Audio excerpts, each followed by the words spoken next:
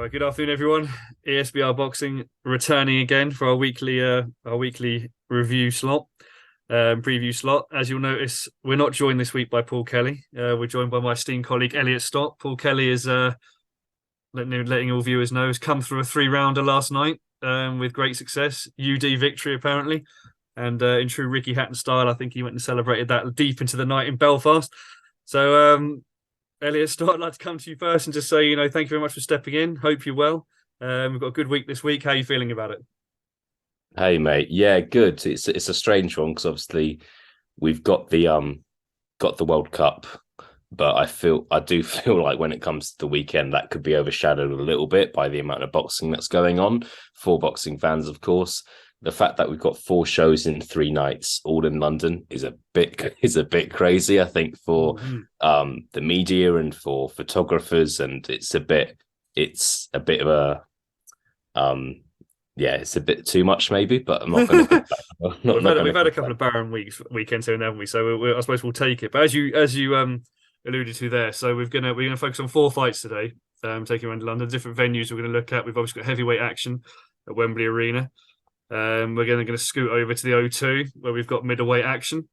We'll obviously talk about who's fighting in a moment. Over to Alexandra Palace as well, and we're taking in York Hall. So as Stotty says, the capital is alive with fighting of an organised nature this weekend. So going over to Wembley Arena first, Stotty, we've got we've got heavyweight action. We're looking at Dillian Whyte here, who's taking on Jermaine Franklin. So I'm just going to give a little, I'll give as Paul and I usually do a little kind of review of both fighters, stats, etc., etc. I mean, not much really needs to be said, I don't think, about Dillian Whyte. I think he's obviously well known to viewers and British fight fans. 28-3 record, 19 KOs, 6'4", 78-inch reach. Last time out, lost to Tyson Fury, obviously that sixth round KO at Wembley Stadium. His other losses have obviously come to Povetkin and Anthony Joshua. But I suppose people may not know as much about Jermaine Franklin, who's an American heavyweight, 29 years old, 6'2", 77-inch reach. And his wins, I suppose it's fair to say, and I'm not talking out of turn here, his CV is a little sparser than Dillian Whyte's. I mean, he's got victories over Pavel Swar and Jerry Forrest, I suppose, the names that people might know about on that record. Elliot, I'm coming to you here and asking, I mean, lots been said, hasn't it, about Dillian Whyte potentially fighting Anthony Joshua next if he comes through this. Do you expect him to come through this quite comfortably? Are you expecting a Whyte victory by KO, or do you see the potential upset on the card?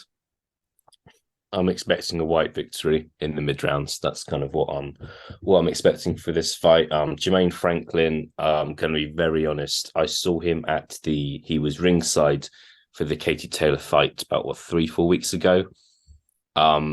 Doesn't look like he's in the best shape from what I could see. I'm not one to judge, so I'm not. And I noticed in his last fight, he came in at 277 pounds.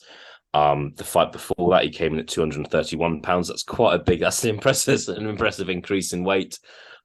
So we'll see what happens. I just think if you look at Jermaine Franklin's record, I don't think it's fantastic. I think if he's going to fight Dillian Whyte, he needs that fight between a Jerry Forrest and a Dillian Whyte, in my opinion.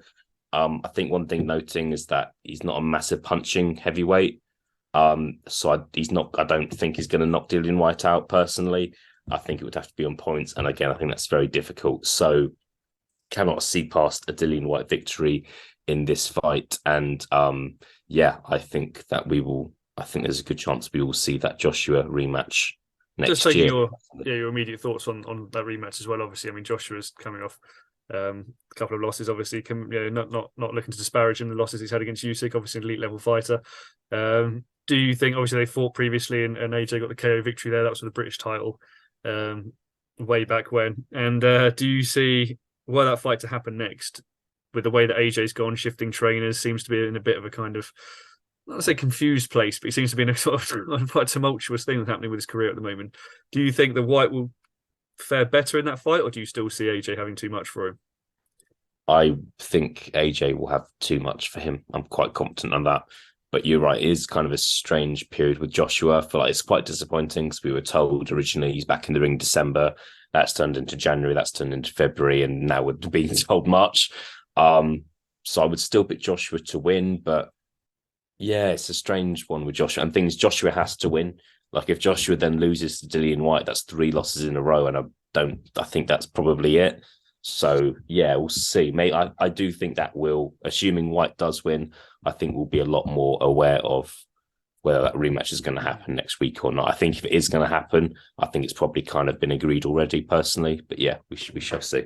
Yeah, I think I'm agree with you. I think that's Joshua will have too much room, but I think also it's a good fight for Joshua to come back on the zone. It will sell well, and I think it's relatively low risk considering that he can, I think, walk through Dillian Whyte to that degree. But we move on. We move on from heavyweight action, and as we said, we go to the middleweight division here over at the O2 Arena, and we're looking at Zach Parker, who's taking on John Ryder for the WBO Interim World Super Middleweight title. Now, for those of you again that don't know, I'm sure you might well know my stance on it. Really, that John Ryder really is the darling in some ways of ESBR, having been robbed unfairly against Callum Smith. But we'll go through his sort of stats and figures here. So 31-5 record.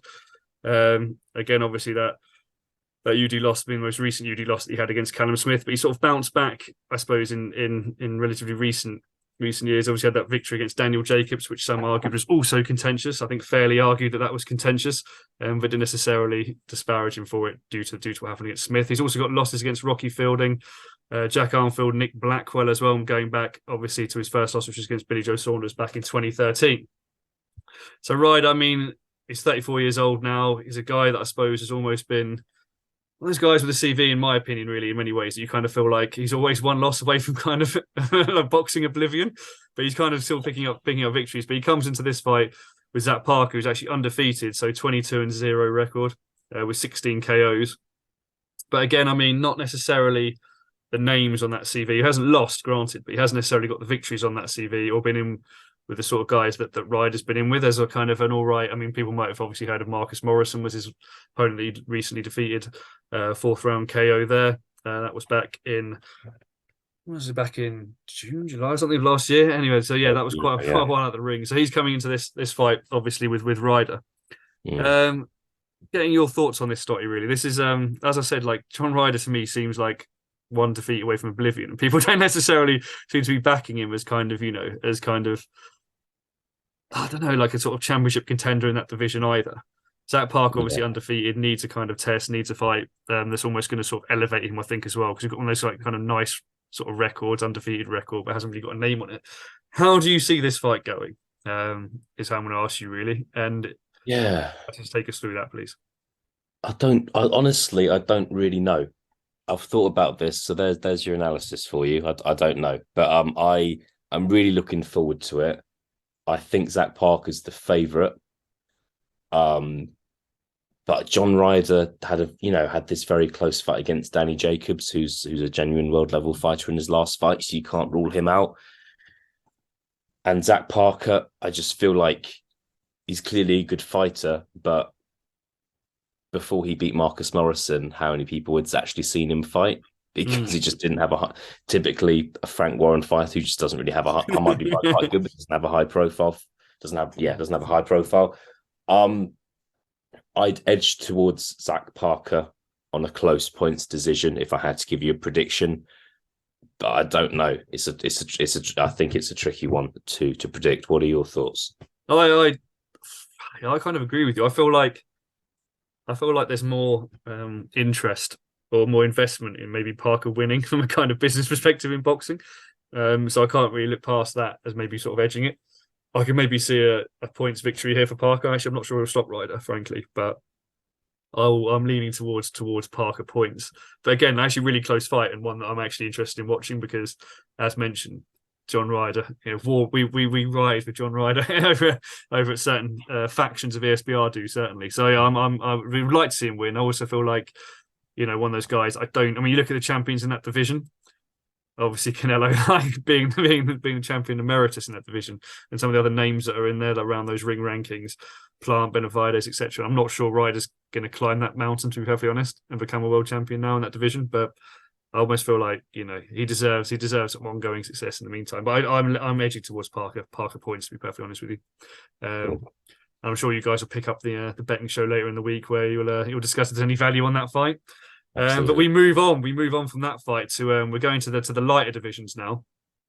So some guys that are fighting down at super lightweight, and we're looking down. This over at Alexandra Palace is where we're headed, and we've got Ryan Charlton versus Adam Azim. Now, Adam Azim's obviously a guy who has caught headlines, and he's inspirited and enlivened a few of the guys at ESBR who have interviewed him as well. Owen McKendry's talking big world title shot next year, which might be premature. We don't know, but he's finally got a good opponent actually, Ryland Charlton. I think a lot of people when they were saying, I think you'll agree with me this, Stotty, that he kind of needs someone that's going to be a bit more durable and essentially sort of sit in with him a bit more than what we've seen so far. I mean, we've seen first round, second round, third round KOs, which have been impressive. But equally, they've been against. I mean, one of the guys 5-1, 8-1 records, but some of those other guys, essentially are turning up to be beaten in a sense. But this is a good fight, I think, for Adam Azim. Ryland Charlton has been in with obviously Dylan Chima. He lost the UD there last time out, but I think he's obviously was in with Marku, which I think a lot of people remember getting KO'd by Marku. But yeah, I think this is more of a durable fight for Adam Azim, and Charlton's 30 years old as well, so not beyond his peak, and also will probably be invested to put you on a good show and continuing to appear on shows of that nature. So I'm going to come to you and ask, really, I mean, I suppose it would be surprising possibly for Adam Azim to lose here, but I'm saying, how do you expect this fight to play out? Do you think Charlton will be more durable? Do you see him being blasted out, or do you just see it going the way that other things have gone previously? Good question. Ryland Charlton, not a bad fighter. I think had a very, very close fight with Luke Willis, who is arguably British level. Gave Florian Marku a good fight in a weight division he shouldn't have been in. I am one of these people who do think Adam Azim is very special and a future world champion. So I do think Azim will KO Adam Charlton, will KO Ryland Charlton, sorry, but I don't think it might not be as swift as these other first round KOs have been. We'll see. He's done 3 first round KOs in a row, and I think it gets to the point now where we need someone who's going to kind of take him past 30 seconds. To be honest, and I do think that could be Ryland Charlton, but it depends it kind of depends how Ryland Charlton's going to fight as well. To be honest, if I'm Ryland Charlton, I'm just going to think just get past 3 rounds and then kind of seeing what Adam Azim has left in the tank, because Adam Azim's not been past 3 rounds for a considerable amount of time. So yeah, I'm struggling to know what to expect, to be honest. I think Azim will win by KO. I'm sure that's what most people think is going to happen. But in terms of if it's going to be inside the first minute, if it's going to be later in the fight, I'm not too sure. But he's a very exciting fighter. No, I agree with you. I think the KO will happen, but I'd like to see it go a few more rounds. I'd like to see him showcase a bit more rather than just stepping in and blasting Ryland Charlton out of there. But we sort of stay in the division, actually. We stay in this division because another name that's been kind of mentioned around how far could Adam Azim go, sort of stepping up in against sort of British opponents, especially, is the fight that was taking place at the York Hall, which is between Harlem Eubank. So again, this is under super light versus Tom Farrell. Now Eubank's obviously undefeated, 15-0 with six stoppages. Obviously quite a high profile, 28 years of age. And Farrell, by way of his opponent, is 32, 21-5 with 1 KO loss. Hasn't obviously fought really names that are kind of renowned or familiar, I suppose, to boxing fans necessarily. But this is one of those ones where actually, if you look at the kind of British rankings in that super lightweight division, Tom Farrell is actually above Adam Azim at the moment, sitting in Azim's at 15 and Farrell's at 12. So again, it's kind of a reasonable kind of opponent for Eubank. I mean, Eubank's in at 7. The guys that are above him are kind of the Dalton Smiths, Ritson's Davis Jr., O'Hara Davis, Josh Taylor, kind of Catterall names. So not a bad opponent, but again, not necessarily for 15-0. You kind of want at some point to see Harlem Eubank get going. But for you, Stotty, I mean, not a known puncher, Harlem Eubank. Do you see this being another sort of comfortable points victory for him? I know we're kind of slipping dangerously into the sort of betting show kind of. How do you see this? How do you see this playing out? And where do you want to put your money, kind of thing? But do you see this as being another sort of comfortable stoppage victory over 10 rounds? Sorry, comfortable points victory over 10 rounds, or do you think that he'll showcase anything different, Harlem Eubank? Fully expecting Harlem Eubank to win. I think, I don't know, it's a strange. He's not got a big punching record, but I was ringside when he kind of KO'd Sean Dodd very early on. He kind of did look like a puncher then. Tom Farrell, I think, has been around for a little while. I feel like we're quite aware of his sort of level, if I'm honest. So, yeah, it does. This fight doesn't do as much for me as the other fights. If I'm honest, I can't see I think it's a good experience for Harlem Eubank. Good for him to main event as well. Good for him to kind of have that platform, be on Channel 5, won't it? So I have a lot of people watching. I understand it will be after there's a football match going on Friday night, England versus the USA, and that will be shown. If they've got any brain cells, they'll show that after the football match. But kind of I like Harlem Eubank. Looking forward to seeing what he's got. I question how much of a challenge this will be, but we will be watching regardless. I totally agree. I think it'll be another comfortable victory either way, probably points. But I like to take this opportunity actually to thank you, Stotty, for joining me this week for the preview show, and also to say, I think we like to keep these down to a certain duration, so we're not going to go too far into it. But I think England obviously 2 big KO victories coming up this week as well in the World Cup. I'd like to thank you for your time, and looking forward to it. And obviously you guys check out interviews and other content we've got coming up, and we'll speak soon. Thank you very much. Thanks, mate.